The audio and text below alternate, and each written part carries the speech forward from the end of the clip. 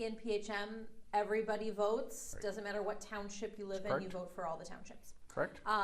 You were on the board previously Was. for 20 years. Mhm. You ran campaigns. You, sat on the board.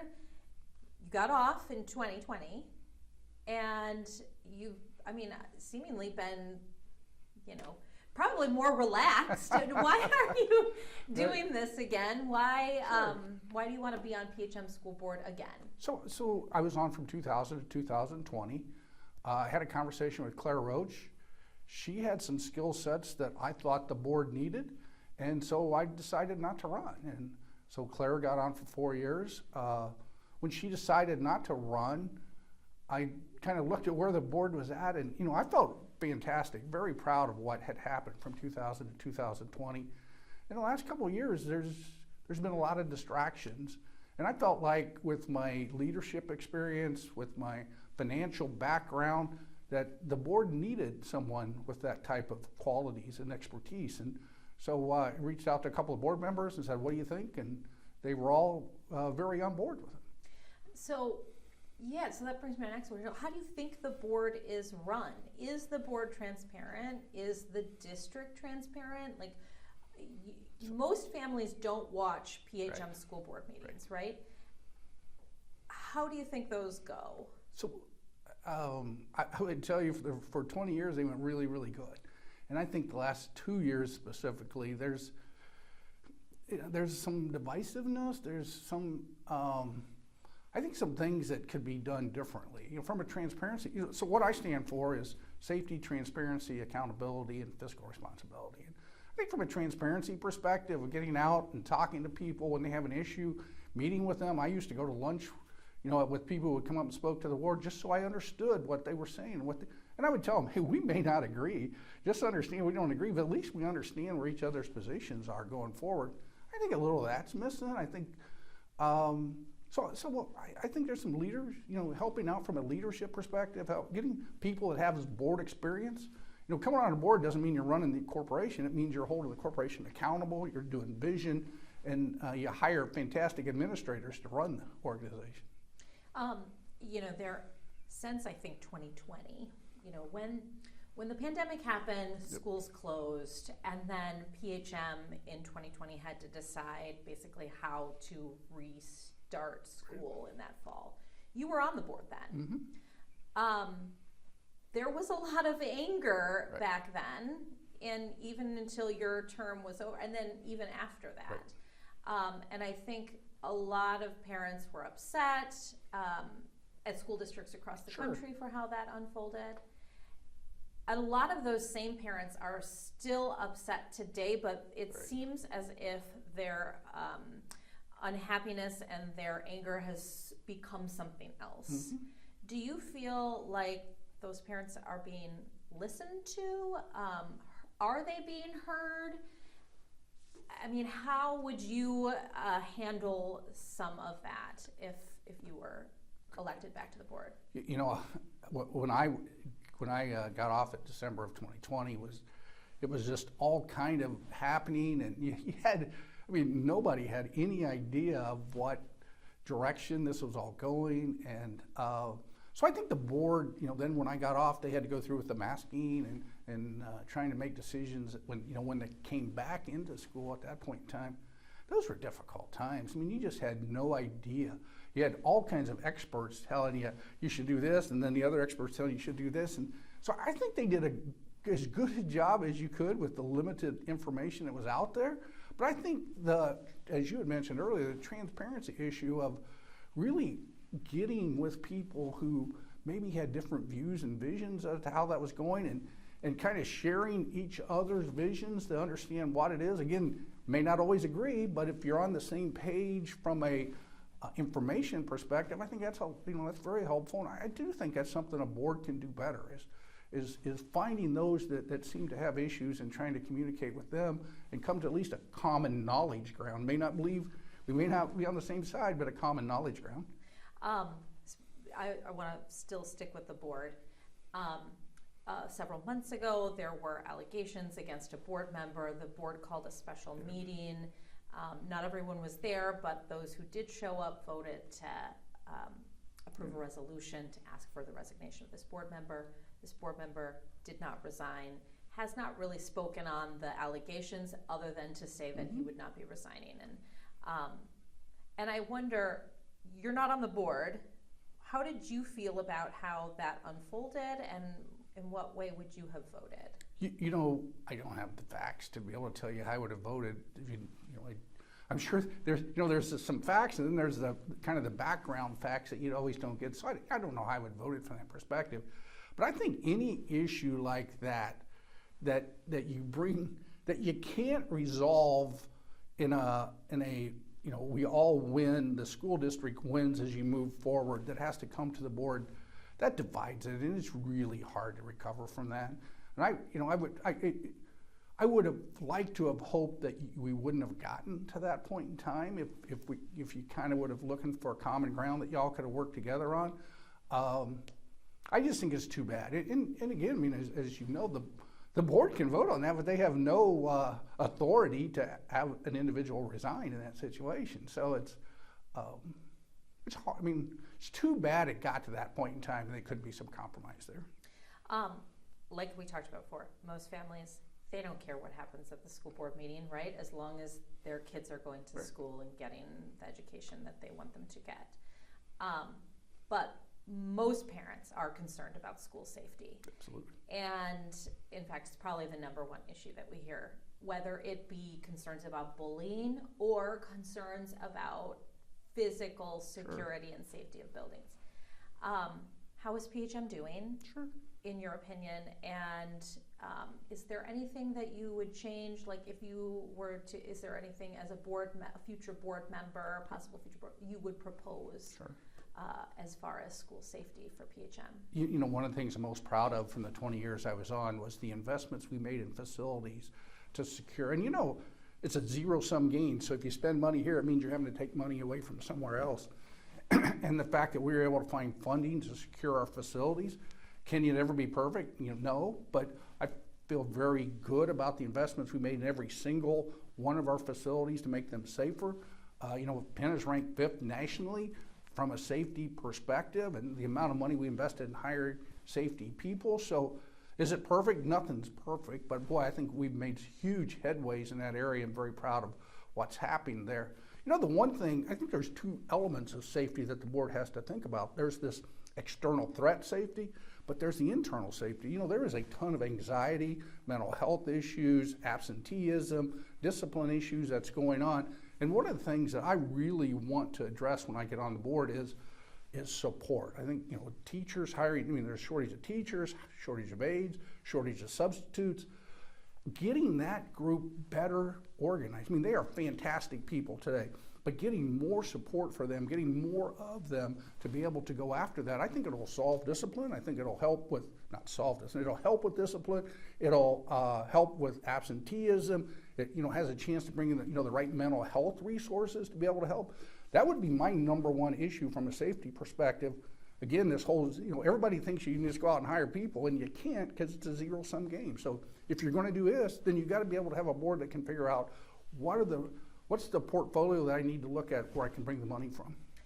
And speaking of money, PHM just sent out a flyer that was like, you know, it's maintained the lowest, I think, tax rate in the county, maybe even lowest in the state. I can't recall. However, it's low. And district officials have said for years that, you know, they've been able to do all these big projects without raising the tax. How is that, from a financial guy, how is that possible? Meanwhile, the district is doing a lot of building and investments and construction and those kinds of things. Do you foresee that staying the same? And you know, from a taxpayer standpoint, what if it doesn't? Sure. I mean, how do we as a district maintain some of this while still not raising taxes? It's a big question. So let me kind of break it down into bits and pieces. The tax rate piece, you know, that your property tax that you're paying as part of the PHM community. You know, back in 2000, I worked with Mr. Beeler. We had a really we had some issues in our tax rate, and what we had to do is go through and look at our debt. We had some debt issues. We had some budget issues. In 2006, there was a proposal where we were going to have to cut programs and teachers. We sat down and decided that's not what PHM is, and so we went out and we looked at, brought in Dr. Thacker from the superintendent's perspective, and really focused on generating revenue. How do we increase the revenue? And secondly, how do we decrease the cost to solve that and allow us to be able to get that tax rate to a lower level but a stable level? I mean, I think that's the key, is we got to keep it as a stable rate as it goes forward. You know, energy conservation costs, we took a look at facilities, overall facilities, putting all that together. I think that is why we were able to do the infrastructure security and improvement. I mean, I think Penn's facilities are fantastic, top notch. With the new field house, it's going to be better. That doesn't happen if we don't have a stable tax rate as you move forward. I think the future is a little bit of a question mark. You know, there's some legislation sitting out there as to how the state funding formula might be changed. If that does change, that's going to force schools to be more competitive, and you know, the dollars follow the student. So you're going to have to be competitive in attracting students to your district in order to keep the dollars as it goes forward. I think there's some real challenges going forward. Interest rates, you know, it was easy at a 2 and 3% interest rate to do facility improvements. At a 6, 7, 8% interest rate, that's much more difficult. And if that's where interest rates in the future, that's going to have a big impact on what schools can do as well. So where we are today, it's fantastic. You know, I wish it was the lowest in the state. It's not, but it's the lowest in the county, and really fits well in the state. Going forward, that's going to be a heavy lift to keep it there, keep it stable. But I feel very comfortable with the right team and thinking through that, and the right, you know, the board makeup is critical to that. And if the board's going to play its oversight role from a financial perspective, there needs to be somebody on the board that understands finances, and so I think that's a big piece as you go forward as well. You know, board has a role in, you know, finances. Mm-hmm. They also sort of have a role in how kids are taught, the curriculum, all that kind of stuff. PHM's iRead scores from this past spring were very good, but there is still a percentage of kids that attend PHM schools in the 3rd grade that didn't pass the iRead. And this year, law goes into effect that says those kids are at risk of being retained back in the 3rd grade. Is that, I mean, what do you think of that law? What do you think, what could happen to those kids? What should the district be doing to make sure that no kids are retained? So I think, I won't give any opinion on the law, but what I will do is talk about what we can do from a PHM perspective. So take a look at Grissom. You could do Bittersweet. You could do you know, any of the schools. Is taking our data, using technology to aggregate that data, and then putting resources where students aren't able to meet that level, and really using data-driven decisions to figure out how to allocate resources to the students that aren't able to move forward. I mean, Bittersweet is a fantastic. They were a lower school. Now they're 600 they went from 1,100 to 600 in ranking by doing that data decision and hard work by the teachers as you go forward. So I think that's critical. The second thing is, I go back to what I said first though. If students aren't in their seats because of absenteeism, they're not going to learn.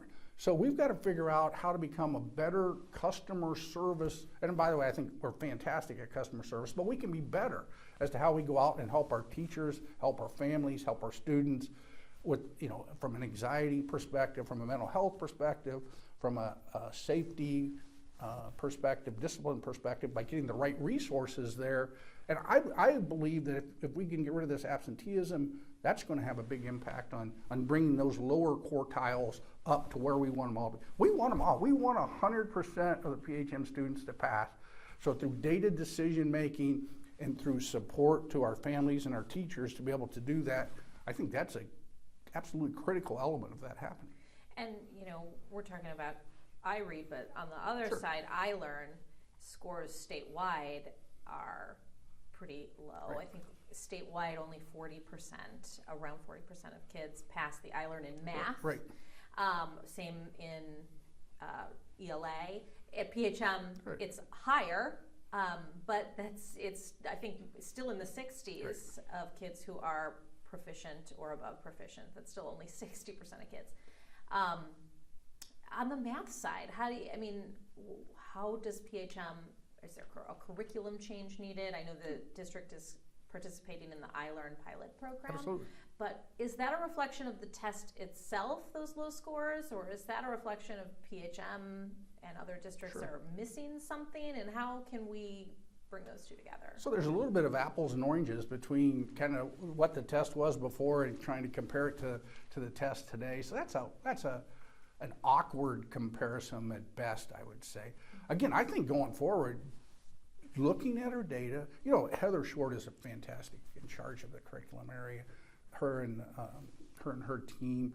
I feel very confident that and again, the board's role is to provide them resources to be able to go out and from a technology perspective and figure out how to drive the results we want. And so from a board perspective, we got to make sure they have the people, the resources, the dollars, the technology to be able to do that. And then we need to hold them accountable for that happening. I feel 100% comfortable with the team that Dr. Thacker has in place, being able to drive that decision. It's not going to happen probably next year, but we got to continue to look at the trend. And as long as the trend is headed in the direction it's headed today, I think our PHM families will be very happy about that. I know the PHM team will not be happy until they hit 100%, but I know we're on a really good trend and feel very good about the team in place to make that happen. One of the, speaking of curriculum and all that kind of stuff, one of the concerns that we've heard at some board meetings and in the community, and WSBT did stories on this about a year or so ago, is are teachers teaching critical race theory in PHM schools, and should they be? And I wanted to know what your thoughts are on that. So you were a board member prior to this discussion, but it seems as if it is an ongoing thing. Is PHM, in your opinion, teaching CRT, and what would you say to parents who have concerns? Yeah, so my view of that is really we have to follow state law. And state law drives what you can and can't do. The board then has to put together, working with the administration, policies as to how we're going to follow the state law. And I think the board's role then is to hold people accountable for fitting state law and policy. And where instances that's not being followed, then the administration needs to bring it to the board needs to hold the administration accountable. If there needs to be adjustments because there's not understanding of what the law and policy is, then then the administration needs to work with their team to be able to make certain of that going forward. My beliefs can't drive. What drives is state law and board policy, which follows that going forward. Board's role is to hold the administration accountable for making certain that we're doing that, and if it's not happening, then hold accountability where it's not happening. Going forward, what what would your first priority, what is the thing that you want to do? Do you have a specific goal or something that you'd like to see happen? Sure, absolutely. To me right now, it's all about our teachers, our families, our students, our subs, aides. We've got to get that figured out, because if we don't get that figured out, then all the trends that we have going forward are going to fall off. We won't be as customer service to our family. I mean, if a teacher is overwhelmed because they don't have the support, then they maybe aren't going to be as good. I mean, Dr. Thacker drives customer service, but if a teacher or aide or a sub is overwhelmed, they can't be as customer service as you want them to be. And so for me, number one priority, and it really follows under safety, because I think this has a huge impact on discipline, absenteeism, is getting the support. Finding in the budget where we can move money from here and get it over to here to support our teachers, our aides, whether that's hiring more, whether it's better training, whether it's maybe more assistant principals. I don't know what the answer is, because I don't know how much money I can find. But once we find that money, getting that reallocated, again, data-driven decisions about where we can make the biggest impact in those areas. To me, that's the number one priority. Now, I would love to sit there as a finance guy and be able to say, well, we've already got to figure out how we're going to handle new legislation and stuff like that. we'll figure that out. To me, that is top priorities, getting this figured out for our families, for our students, for our teachers, our aides, and our subs. And then what would you say to voters as, final word, voters, viewers, Sure. everybody who might watch this, what would your message be? I think you got to look at the board mix. The board doesn't have a financial person on board today. I've been a CPA for 42 years, so I have quite a background in that area. I have 20 years of board experience with PHM. I've been on lots of large boards, community boards, so I have a ton of board experience from that perspective, and I have a passion for PHM. It's like if you get a chance to get on a rocket ship, you don't ask which seat, you just enjoy the ride. That's what I want to do. I want to get on the rocket ship PHM. I want to play the role that I can play as part of that and continue this excellent trends that we have going forward. Thanks for watching. Like and subscribe to the WSBT 22 YouTube channel.